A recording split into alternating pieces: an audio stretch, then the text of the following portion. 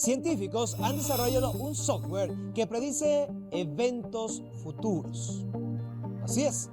A través del análisis de la información contenida en las noticias publicadas en los últimos 22 años, este software es capaz de adivinar ciertos acontecimientos que vendrán. Este software podría ser capaz de alertar con un 70 o 90% de probabilidades de acierto ante posibles amenazas como epidemias, revueltas sociales y muertes por distintas causas. Difícil de creer. Comenzamos. Difícil de creer. Todos hemos escuchado esas historias acerca de los caballeros medievales, hombres llenos de honor, que arriesgaban su vida por una doncella, o bien protegían a su señor hasta la muerte. Básicamente, estos hombres eran la personificación del deber, de la valentía y la nobleza. Excepto que esto no era así. En realidad, los caballeros medievales eran más parecidos a mercenarios o a matones a sueldo que a algún guardián de la justicia. Un mito más de la Edad Media que conoceremos a continuación. Es difícil de creer. Hay muchos mitos acerca de la Edad Media, la mayoría relacionados a que era una época de oscurantismo, de terror, de ignorancia y de muerte. Y aunque varias de estas cosas eran ciertas, en general tenemos una percepción equivocada sobre esa era que abarcó 1000 años, desde el 476 después de Cristo, cuando cayó el Imperio Romano, hasta aproximadamente el año 1453, cuando fue derrotada la ciudad de Constantinopla, capital del Imperio Romano de Oriente. Pero volvamos al mito de los caballeros medievales. Estos hombres eran guerreros profesionales entrenados en las guerras. El problema es que cuando no había guerras, básicamente estaban desempleados. Por lo tanto, se dedicaban a usar sus habilidades para robar y atacar a gente indefensa. Pueblos enteros de campesinos eran saqueados por estos caballeros sin honor. De hecho, los ataques de los caballeros llegaron a ser tan numerosos que una de las cruzadas fue organizada con el fin específico de alejar a estos guerreros de Europa, al menos por un tiempo, y enviarlos a pelear a Jerusalén, donde por supuesto cometieron los mismos abusos. En el siglo XIII, para frenar esos abusos, se desarrolló el Código de los Caballeros, donde por primera vez se habló de defender a los indefensos. La palabra indefenso únicamente se refería a los niños, las mujeres y a los nobles, por lo que los campesinos seguían estando a merced de los caballeros. Otro mito común que tenemos acerca de la Edad Media es que el progreso científico se detuvo por completo, pero en realidad no fue así. De hecho, gracias a la Iglesia, que guardó numerosos escritos en sus monasterios, se salvó mucho del conocimiento antiguo que estuvo a punto de ser destruido con la llegada de los bárbaros. Llegó a ser tanto el conocimiento guardado que la Iglesia entonces decidió darlo a conocer a más gente, surgiendo de esa manera universidades como la prestigiada Universidad de Oxford. Mientras hoy, en promedio, una carrera universitaria dura 5 años, en la Edad Media duraba 7 años y se aprendía de todo, desde medicina hasta literatura, leyes y filosofía. Otra concepción equivocada acerca de la Edad Media es que la gente vivía en suciedad permanente. Pero de nuevo, esto es equivocado. Los primeros siglos de la Edad Media, la gente siguió conservando la costumbre romana de bañarse varias veces al día, y muchos pueblos tenían baños comunales. La gente de la Edad Media se lavaba las manos antes y después de comer, y la demanda de jabón era tan grande que existían industrias enormes en países como Inglaterra y Francia. Pero, ¿por qué tenemos entonces esta idea de la suciedad constante en la Edad Media? Todo es por culpa de la peste negra, que acabó con millones de personas en el siglo XIV. Los doctores pensaban que esta enfermedad se transmitía a través de los poros abiertos del cuerpo, mismos que se abrían al darse un baño.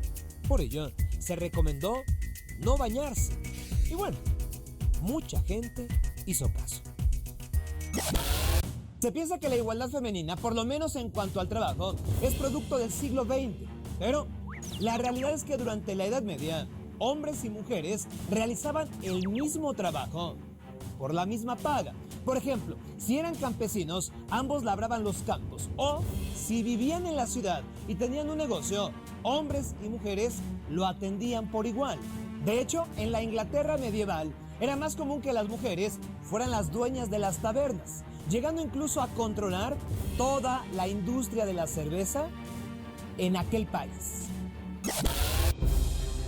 Quizá el mito más común acerca de la Edad Media es que la gente vivía poco. De hecho, el promedio de vida en esas épocas era de 35 años, lo que querría decir que era extremadamente complicado llegar a viejo. Pero aclaremos este punto. En realidad, sí, durante la Edad Media, muchos niños fallecían por falta de vacunas, por enfermedades mortales o simplemente por descuido. Por ello, el índice de mortalidad infantil era muy alto, aunque, desgraciadamente, no muy diferente al que todavía podemos ver en zonas marginadas. Sin embargo, si una persona de la Edad Media lograba cumplir 21 años, era muy probable que viviera por lo menos unos 40 años más. Es decir, viviría alrededor de 60 años, lo que no está nada mal. La gente de la Edad Media tampoco trabajaba de sol a sol sin descanso. La jornada promedio de trabajo era de 8 horas con mucho tiempo libre para comer e incluso dormir una siesta. Además, tenían más vacaciones. Explico. Debido a que la Iglesia Católica era dominante en aquella época, muchos días dedicados a los santos eran libres. Eso sin tomar en cuenta los domingos, la Navidad, la Semana Santa y días de descanso en el verano. En total, cualquier trabajador medieval pasaba la tercera parte del año de vacaciones. Por supuesto, esto no quiere decir que la vida durante la Edad Media fuera algo sencillo, pero quizá tampoco era el infierno que nos han contado. Pregunto, ¿qué dirán las futuras generaciones de nuestra propia época? Difícil de creer. Al terminar la Primera Guerra Mundial, Alemania entró en una crisis económica jamás vista. La inflación era tanta que el precio de las cosas aumentaba prácticamente cada hora. Por ejemplo, una taza de café por la mañana podía costar 15,000 marcos. Por la tarde, 30,000. Y así sucesivamente. Este descontrol en los precios provocó la aparición de una extraña enfermedad mental entre los contadores y los banqueros alemanes de esa época. A esa enfermedad la llamaron ataque de cero, provocado, se piensa, por la necesidad de ajustar a cada momento los precios. Los que sufrían el llamado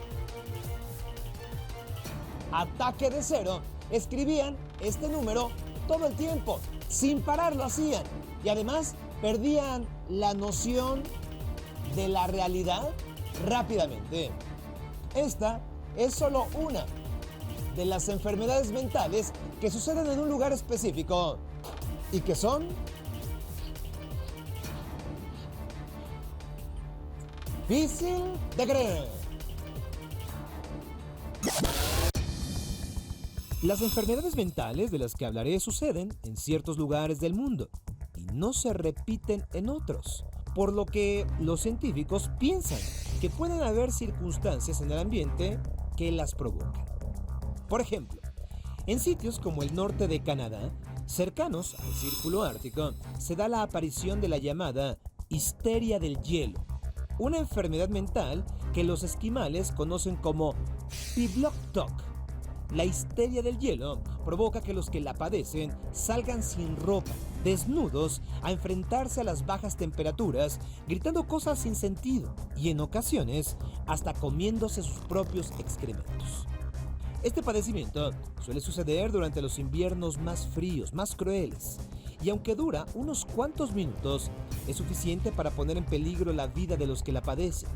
Las mujeres son las víctimas más comunes de la llamada histeria del hielo, aunque también se han reportado perros con síntomas similares. Los esquimales piensan que la histeria es causada por algún embrujo, pero los científicos creen que se trata de una sobredosis de vitamina A, típica de la dieta esquimal. Muchos hombres de entre 25 y 35 años de Nueva Guinea suelen ser víctimas de una enfermedad mental llamada síndrome del cerdo salvaje. Empiezan a actuar de manera agresiva, como animales salvajes, incluso robando cosas que se llevan a la selva. Allí las destruyen. Después de varios días, regresan a sus hogares sin recordar lo que ocurrió. Se ha observado que las víctimas del síndrome del cerdo salvaje son generalmente hombres recién casados y con problemas económicos, por lo que quizá este tipo de presión hace que se trastoquen. Otro tipo de presión puede ser el que provoca el síndrome de fatiga cerebral. Este es un padecimiento mental que afecta a los estudiantes de países del África Occidental.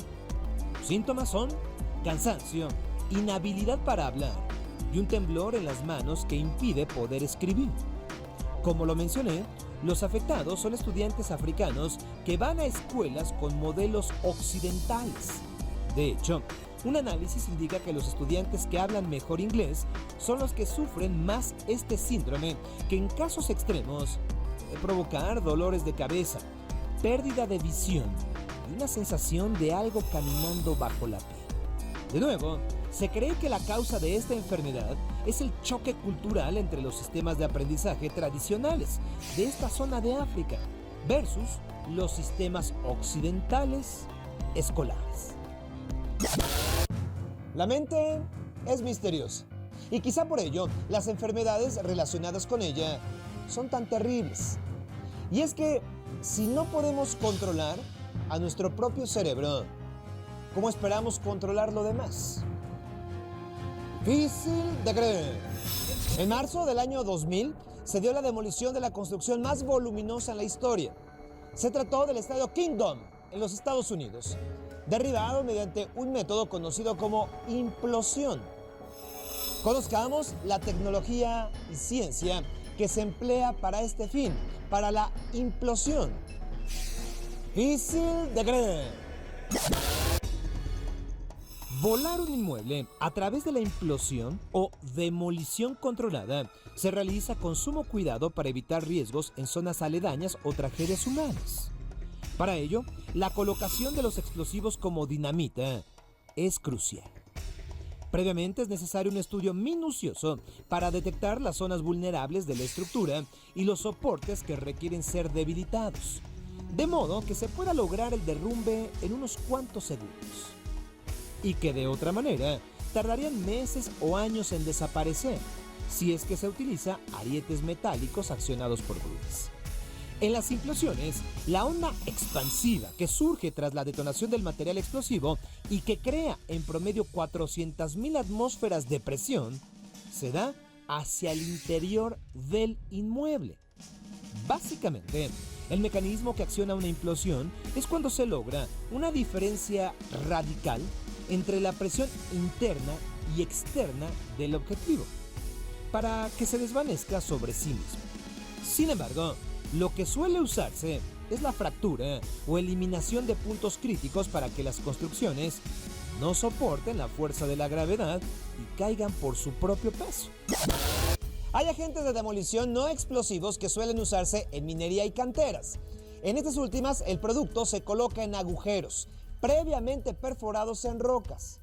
Durante las primeras horas, el material se expande, provocando que la piedra se agriete rápidamente.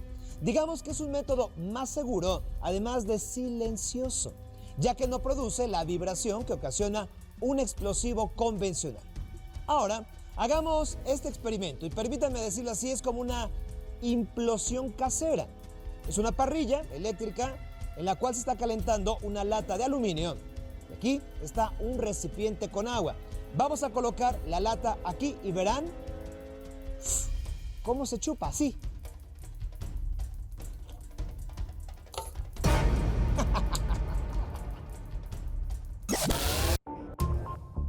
Hay que decir que preparar un edificio para la implosión tarda semanas o meses. Lo primero es eliminar el cableado, paredes falsas y vidrios, ya que pueden convertirse en verdaderos proyectiles letales. Luego, hay que colocar pequeñas cargas de explosivos, únicamente en algunos pisos, sobre todo los inferiores, para procurar la seguridad y así reducir los gastos. Estas áreas son cubiertas con tela geotextil gruesa y de esgrima para absorber los desechos. Luego, las detonaciones se dan progresivamente en pequeños lapsos hasta alcanzar cubrir todo el complejo. Es curioso, pero el retiro de los escombros dura mucho más tiempo que la demolición. Y aunque se escuche fácil, es un procedimiento complejo que no está libre de riesgos. De hecho, se han reportado casos accidentados de mega implosiones. En 1997, por ejemplo, la que se dio en un hospital en Canberra, Australia, desató una tragedia. Además de que el edificio principal no se desintegró en su totalidad, errores operativos ocasionaron que trozos de escombros se proyectaran hacia los espectadores, ubicados a 500 metros de distancia.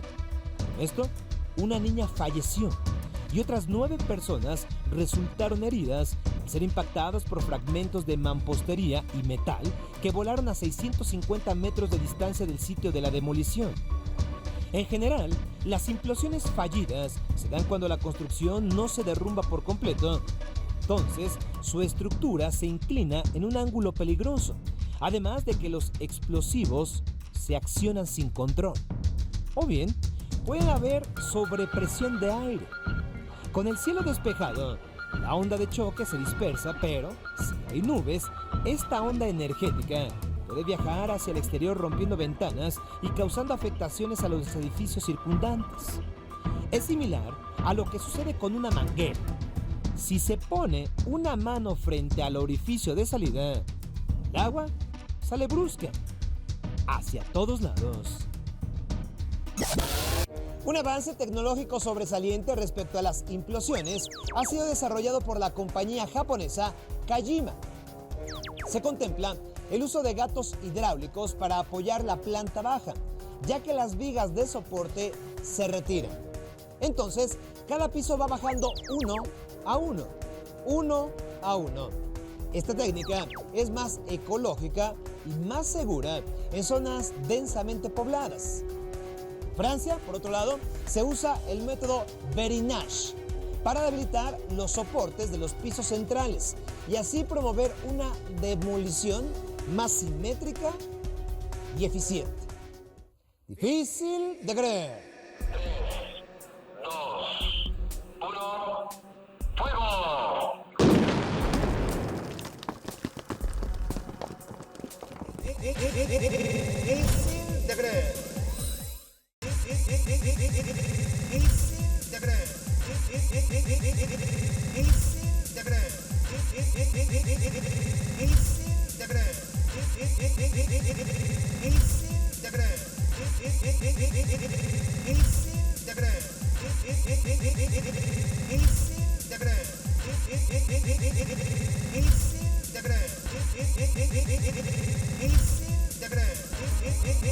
Difícil de creer.